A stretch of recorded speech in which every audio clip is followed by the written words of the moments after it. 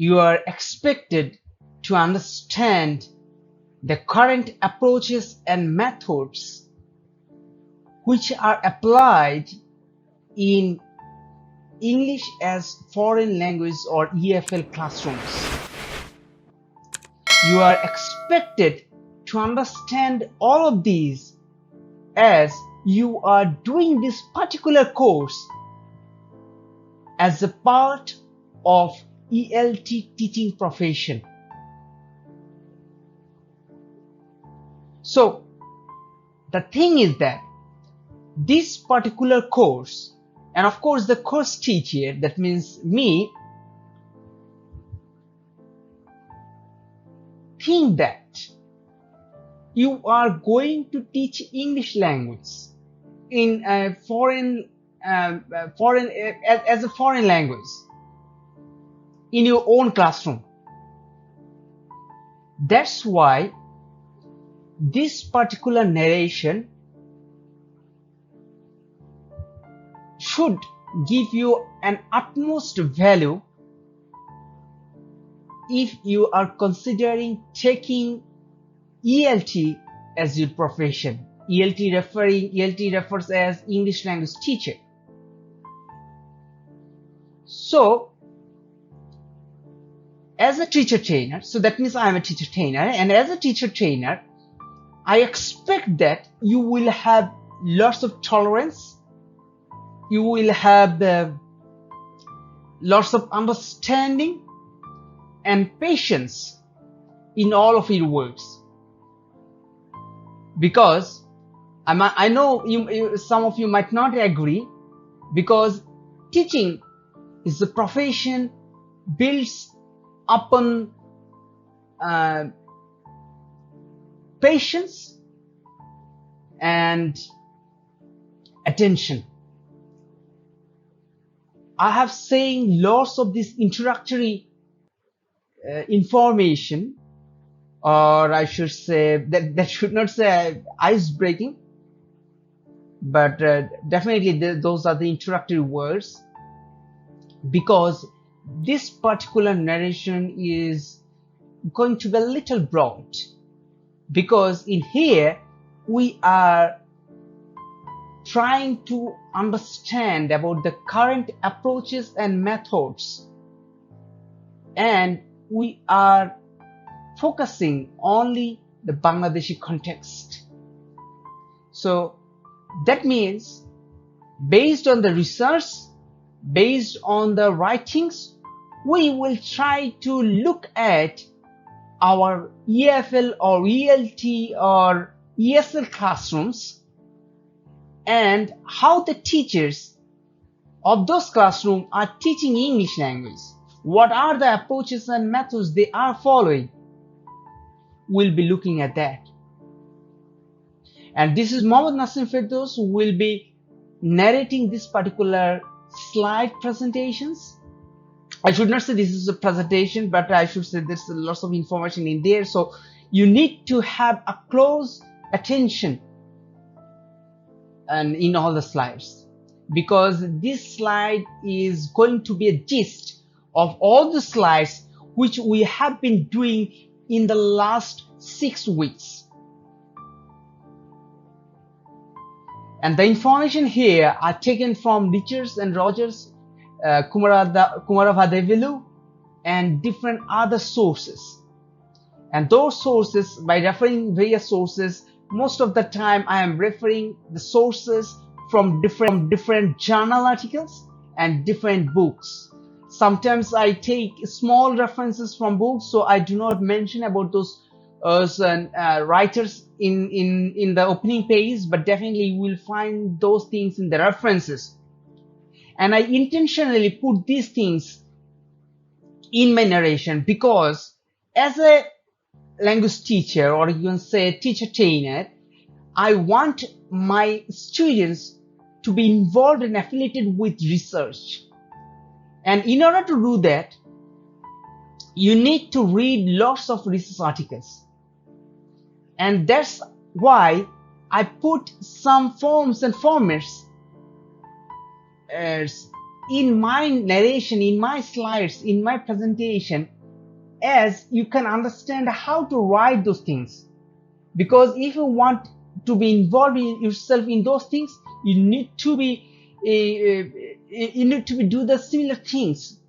Because for research things, you need to follow some specific pattern. Here I follow APS style, the formatting, the names, the references. And I believe that in ELT profession, in ELT section, you need to put the references from where you are taking the information. That is one of the most important things in research and in teaching.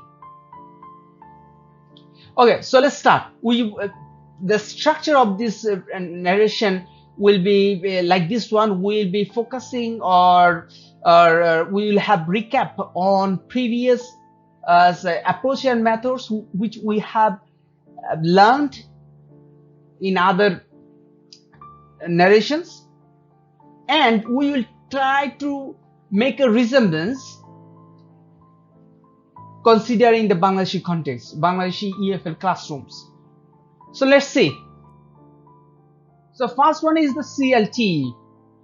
CLT, I should say, most highlighted, most attention, and it got the most attention. So in one sense we can say it's an attention grabber. So the point is, whether CLT, that means communicative language teaching, is the best or the very best. So the hype it has raised.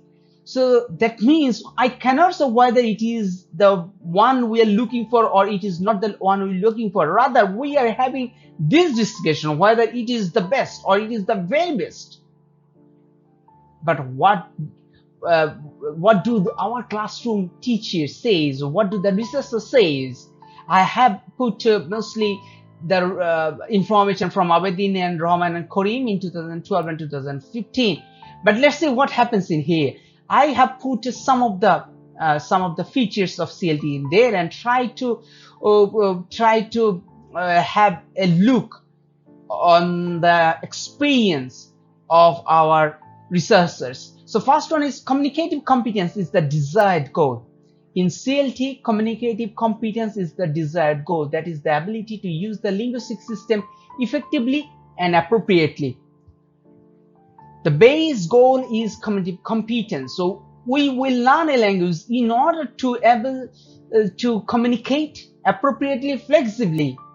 So we will have to have grammatical competence, strategical competence, and social linguistic competence. That's what communicative competence is referring to. But in here in Bangladesh, we pay more attention to those components of lessons like vocabulary and grammar.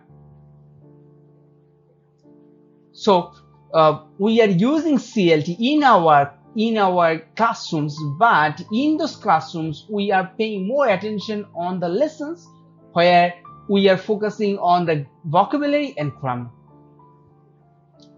And the next one, fluency and acceptable language is the primary goal. That means if your language is understandable, if your language is acceptable, if one can understand your language, with your fluency, it will be the primary goal. But in Bangladesh, we find that the teachers emphasis on the accuracy of the students rather than the fluency. For example, if one student make a mistake, the teacher corrects him or her immediately. It doesn't bother about the fluency of the students. And language learning is learning to communicate.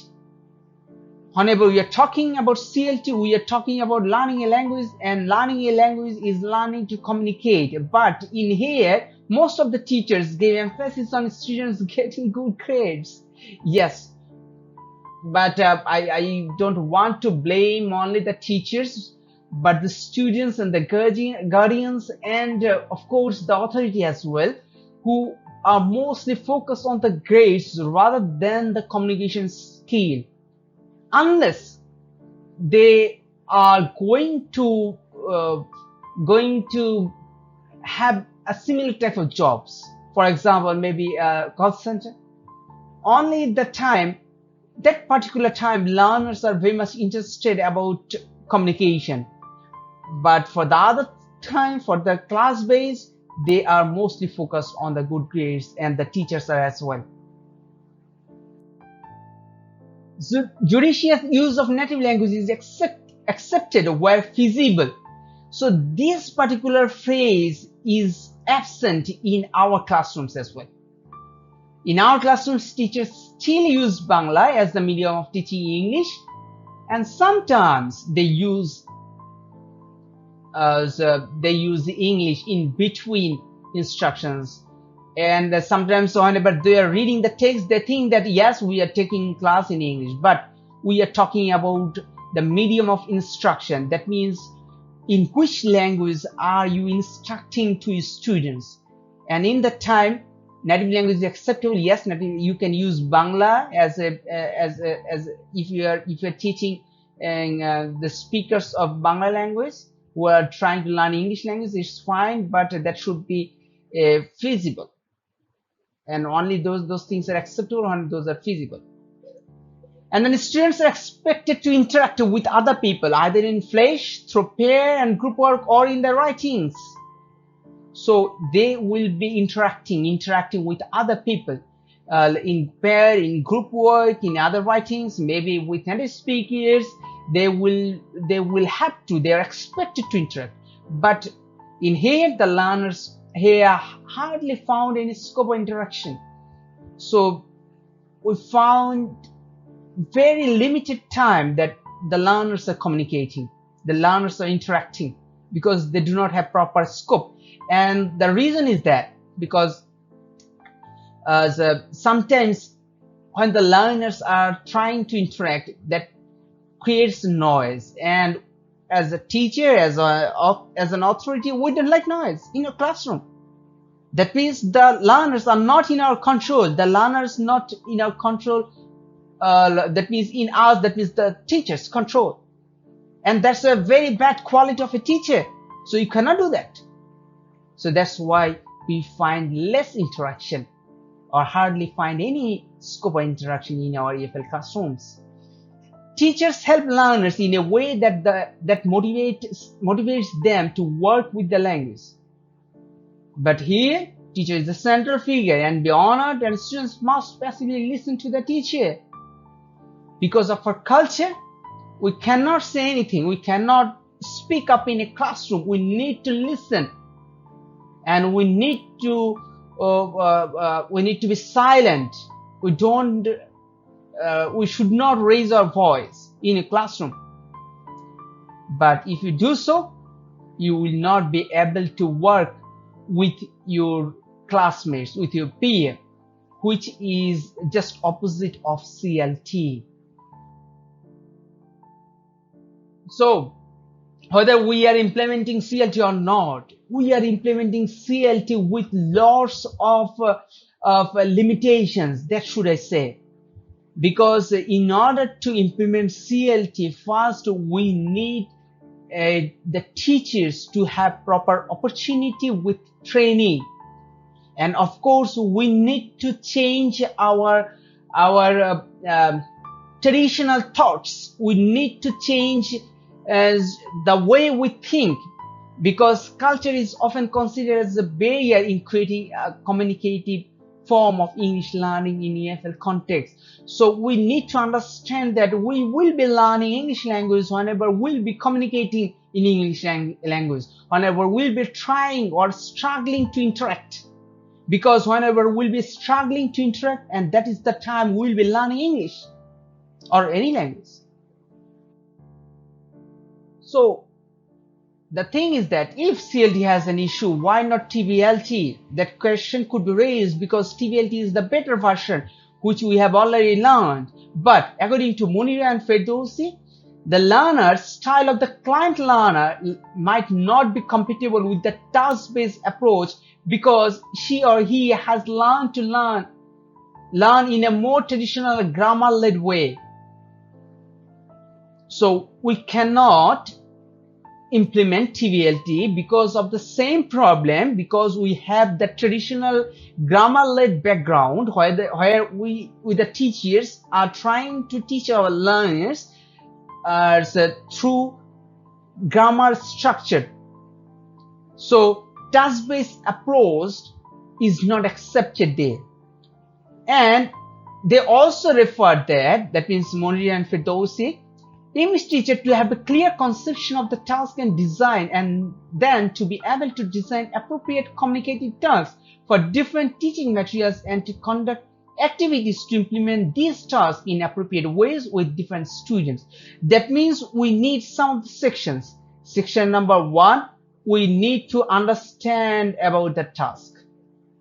That's what I was trying to do in TVLT narration. And then they need to identify the differences between tasks and activities. And then they need to be able to design how to make design of a material or task. And then they need to understand how to implement those tasks. And of course, they do not need to forget about the appropriate ways to deal with different students. So if they fail to understand this, if they fail to implement this, they will be failing to implement TVLT. And again, in other contexts, not in Bangladeshi context, but in other contexts, it is mostly in the Thai context, but he is referring in Asian context. So that's why I have brought these things here.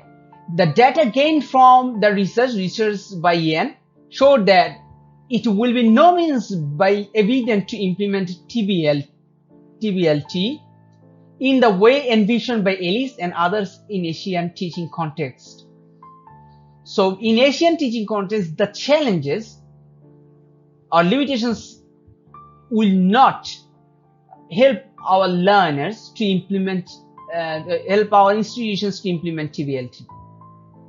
And Ian also referred that the government should provide language teachers with training schemes on TVLT, while educational institutions should create more favorable conditions for TVLT, and researchers of TVLT should focus more on Asian-specific education context. So the same thing happened, the same thing said by our Deshi researcher Ferdowsi and Monira, and the same thing was referred by Yen as well.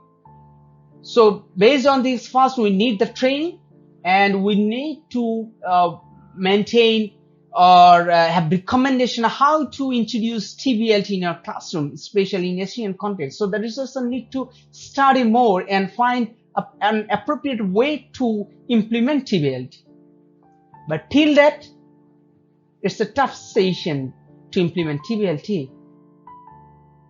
So what about natural approach? Can we apply natural approach in order to learn naturally in Bangladesh? In order to learn naturally in Bangladesh, natural approach is here and is emphasized on the willingness to use written and other materials as a source of compensable input. That what we came to know whenever we learned the natural approach and its theories. So as a source of compensable input, we need the willingness, and natural approach emphasized on the willingness. But the problem is that the instrumental motivation, Roman 2005 referred that the instrumental motivation is the major motivational orientation for the undergraduate students to learn English as a foreign language in Bangladesh.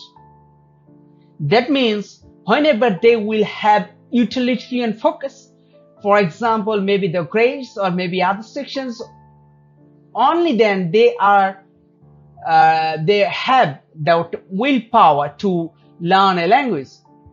Otherwise, their willingness mainly focused on achieving higher grades. That's what we find in CLT as well. And then The natural approach teacher creates a classroom atmosphere that is interesting, friendly, and which there is a low affective filter for learning. So based on those hypotheses, whenever we know that one of the hypotheses is affective filter hypothesis, where uh, uh, Stephen Krashen and Tracy Terrell, especially Stephen Krashen, is referring that the classroom situation and will have lower affective filter. That means the class will be interesting and friendly and the teacher will not be rude.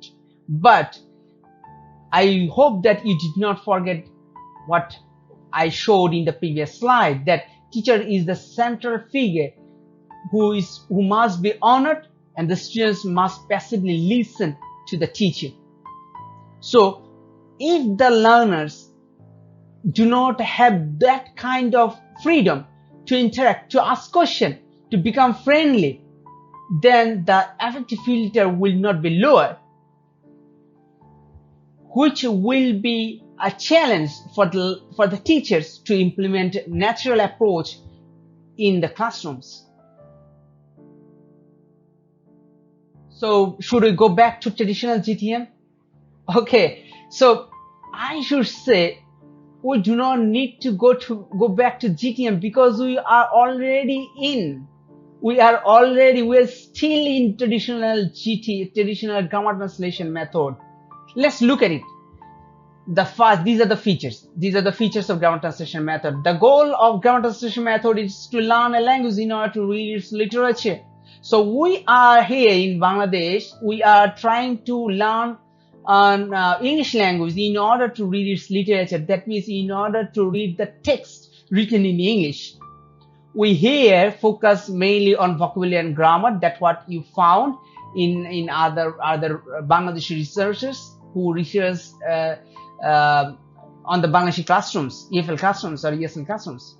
Vocabulary are taught through bilingual word list, dictionary study, and memorization. That means in order to learn a meaning, or in order to understand a vocabulary, most of our teachers they give us the Bangla meaning of that particular English word, or we are studying the dictionary in order to reveal the meaning, and we memorize, and the same things, and this is what happens in Bangladesh. And the sentence is the basic unit of teaching and language practice. Still we are focusing on the sentence, still we are focusing on the structure and pattern rather than the language use. So yes, it is present in Bangladesh. Yes, we have those kind of practice in Bangladesh. And Ahmed in 2013, consequently, they become silent audience. That means Bangladeshi students become silent audience and listen and memorize the rules of grammar on a whim, as the teacher works mechanically in teaching these rules. So the teacher is teaching rules and the learners learn, or I should say listen silently and memorize those grammatical rules, and that's how they are learning language. Accuracy is emphasized, yes, that's what we find. We can find in your EFL classrooms. Grammar is taught deductively. Deductively means explicitly. We are having grammatical rules. We are having examples, structures, forms, and that's how we are learning grammar rather than inductively or rather than implicitly. The student's native language is the medium of instruction. Yes, that means if your student's native language is Bangla, so that means your medium of instruction will be Bangla. So there is nothing about the target language instruction. That means medium of instruction as English. Students' preference for sync comprehension, way of learning, vocabulary, memorizing tendency, and the teacher's emphasis on the accuracy of the students, no doubt conform to the features of the GTM method. It is very interesting that still a huge number of students wanted to learn English language through grammar within 2012. So it seems that we are still in the ages of grammar translation method, which originated in the early years of 20th century. So, have you ever heard of post method? Post method pedagogy. Have you ever heard of it? Okay, let's have this long sentence by Kumaravadivelu. We cannot prepare teachers to tackle so many unpredictable needs, wants, and situations. We can only help them develop a capacity to generate varied and situation-specific ideas within a general framework that makes sense in terms of current pedagogical and theoretical knowledge. Okay, that's a long sentence, but let me rephrase this sentence in small portions. First one is that we need to be more focused on the teachers. As we know that in a language classroom, you cannot predict, because your learners are different, your contexts are different, and the theories which you have internalized from other sources, which theories were not developed considering your context. That means you are internalizing those concepts of language learning which was not developed by your natives, by those who were not present in your classroom situation. And of course, your classroom situation is different. So as a teacher, you need to take most of the responsibilities. And that's why the teacher, that means you need to be more prepared to tackle those situations. And that's what the major idea about Kumaravadivelu. And that's why he referred about post-method pedagogy. And post-method pedagogy is a clear break with method. Yes, it is not a method. I am referring, it is a clear break with method. So you learn about method, you learn about approaches, you learn about techniques, design, and post method is saying that we cannot follow a method. So we are referring post method, a coherent framework, a well-defined set of ideas that guide classroom activities. So through this post method pedagogy, you will have set of ideas which will be well defined, and those well defined set of ideas will guide the activities which we can implement in your classrooms. So post method is an alternative to method. It is not alternative method. It is not a method. I should tell you that it is not a method. The post method is not a method, but it is the alternative to method. Though its name is there, post method, but it is not a method. Post method condition combines radical restructuring of teaching and training. So the post method talking about restructuring of teaching and training, and its principles are based on particularity, practicality, and possibility. 3 P's: particularity, practicality, and possibility. And what are those? What are those particularity, practicality, and possibility? Any post method pedagogy must be sensitive to a particular group of teachers teaching a particular group of learners pursuing a particular set of goals within a particular institutional context embedded in a particular socio-cultural milieu.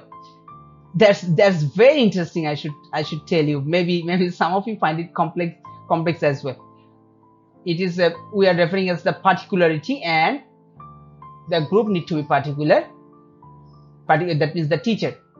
Sensitive to a particular group of teachers teaching a particular group of learners. So first we are referring as the teachers as the particular, then we are referring learners as the particular one, and the particular set of goals. So the goals will be a definite one, particular one, and the institutional context will be particular one, and embedded in a particular socio-cultural milieu.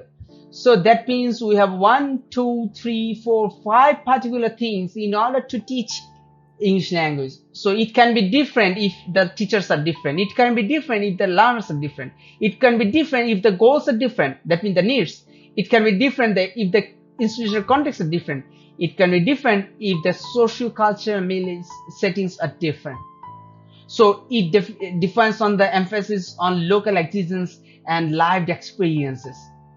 So it is based on how the locals react or act according to their experiences in their live classrooms. So also we need to understand the practical thing, whether it is practical or not, is say that the thinking teacher is no longer perceived as someone who applies theories, but someone who theorizes practice. So we need to go to the root level, and then from the teachers we need to understand what to do, rather than we need to follow the theories. That's what is referred, and that's why Probe in 1919 refers about teacher's sense of plausibility. That means teacher's sense of credibility or acceptability, whether the teachers have the sense of acceptability, accepting the things. And Van Manen also prioritize the teacher's sense making, how the teachers make the sense in their language classroom because of the practical situations. That's what we refer in the CLT classrooms as well. For example, in Western classrooms, we are referring to about 20 to 25 students, and it can be easily we can easily initiate a task in there, but or maybe 3 or 4 tasks in there. But in a classroom of 150 or 100 or 200, we cannot initiate lots of tasks. So we need to depend on the teacher's sense of plausibility, teacher's sense of making, teacher's sense making, and that's what Kumaravadivelu refers through practicality. And the last one is possibility. Teacher or learn experiences are shaped by broader social, economic, and political environment.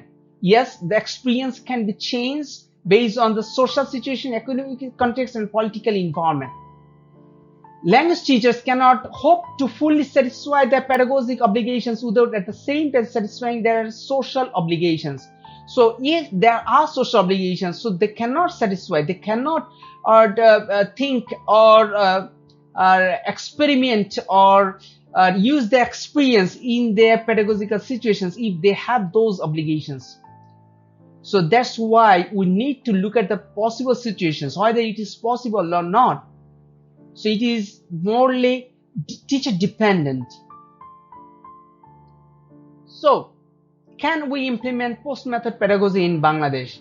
Whether it is sustainable or not, we have someone who studied about the implementation of post-method pedagogy in Bangladesh. And according to Huda, these all information were taken from Huda.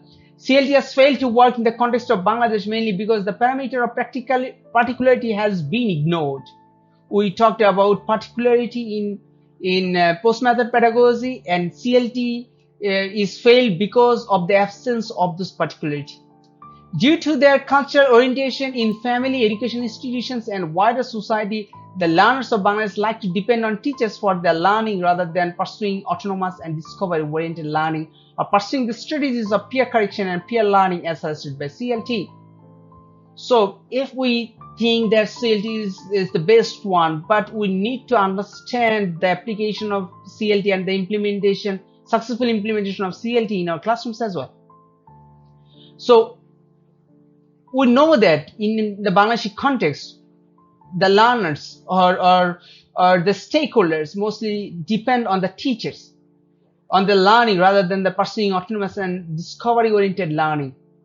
So that's why if the teachers have those qualities, so they can implement those strategies in their classroom. So they can use peer learning, they can use peer correction, those strategies which are suggested by CLT, or maybe introducing tasks which was referred by TVLT. All those things can be implemented by a teacher if the teacher has that capability.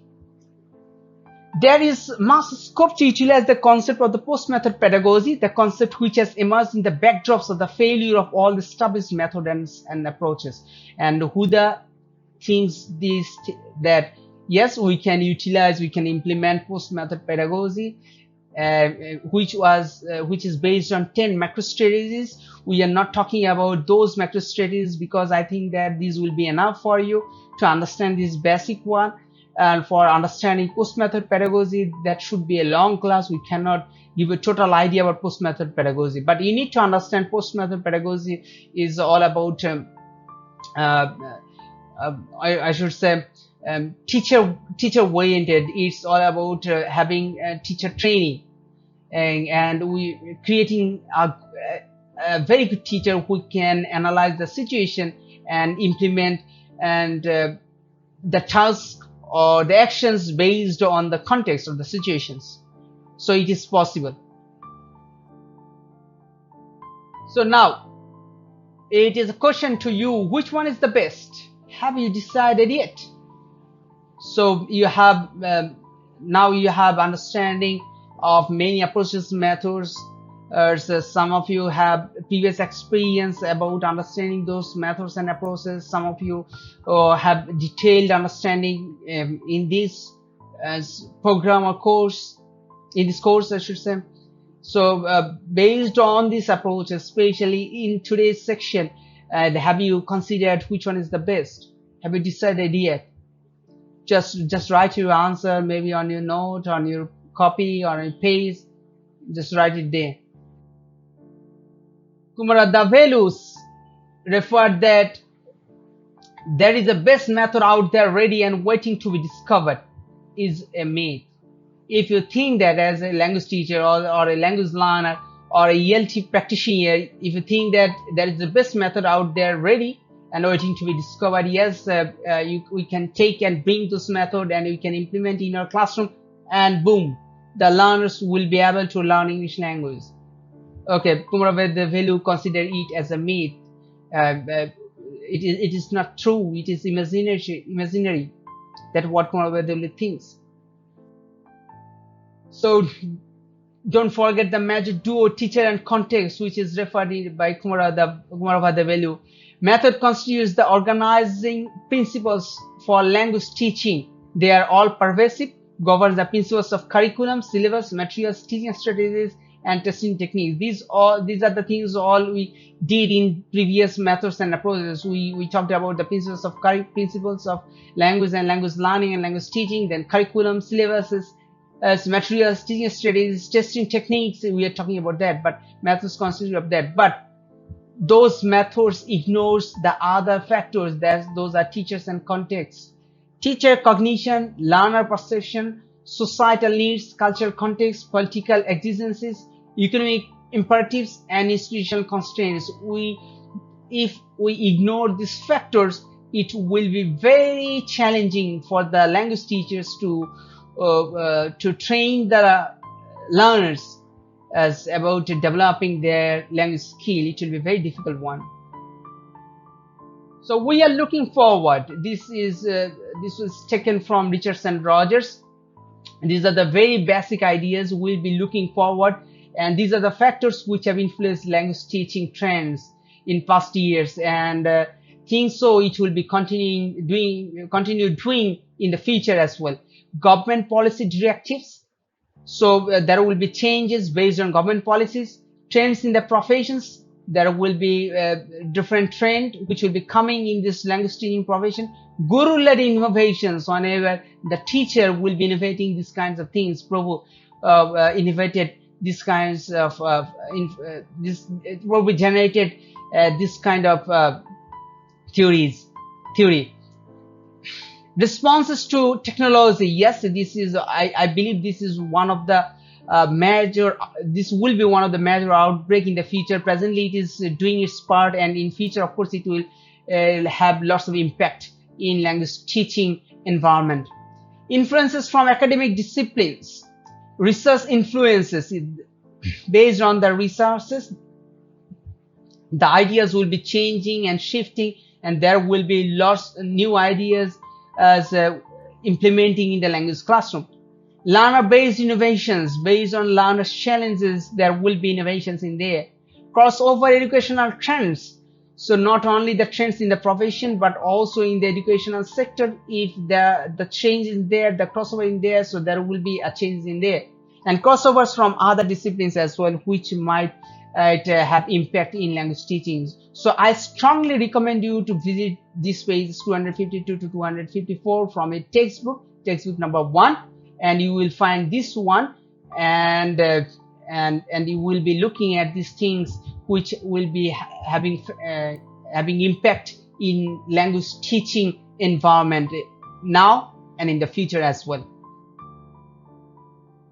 And technology in teaching and online learning, that's what I am referring. I am referring for a language teacher that if you want to if you want to do better as a language teacher, you need to be affiliated with technology, and you need to include technology in your teaching, and of course online learning as well. You need to learn a lot. You need to adapt and understand the context.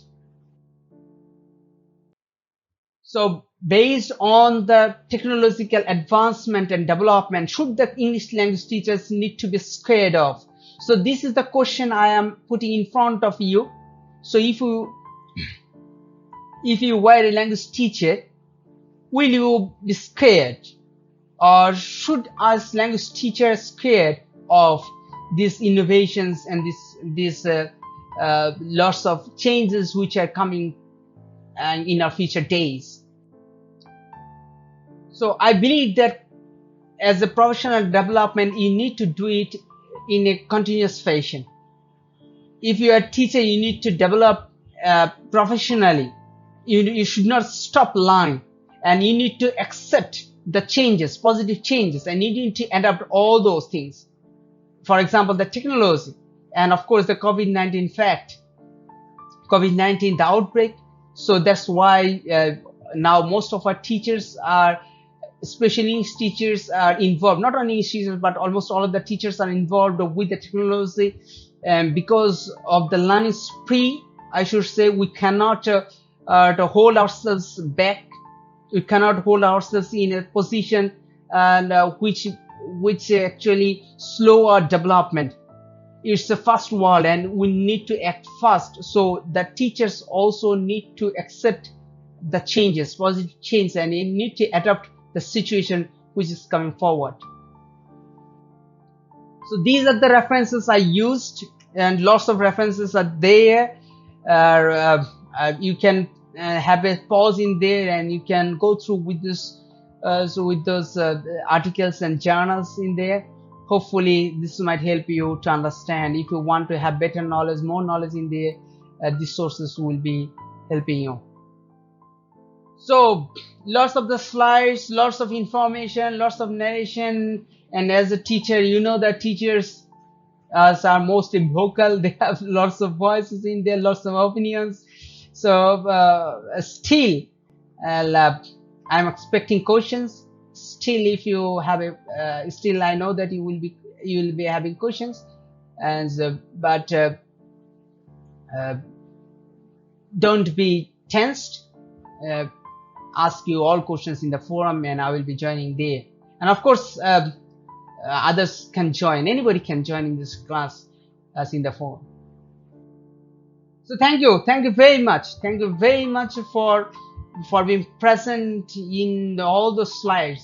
You have done extremely well to come to the last slide in there. It is a long narration, I know, and it is quite hard to get attentive without seeing the face of the teacher. So I am thinking that maybe from the next day I will be putting my face in every slide. I don't know how it will look, but put a comment in the forum. How will you like to have a picture in every slide? Okay, and your comment will also define that you have come to the last point, last minute. So let's see. But I should tell you on last thing is that good luck. Thank you very much.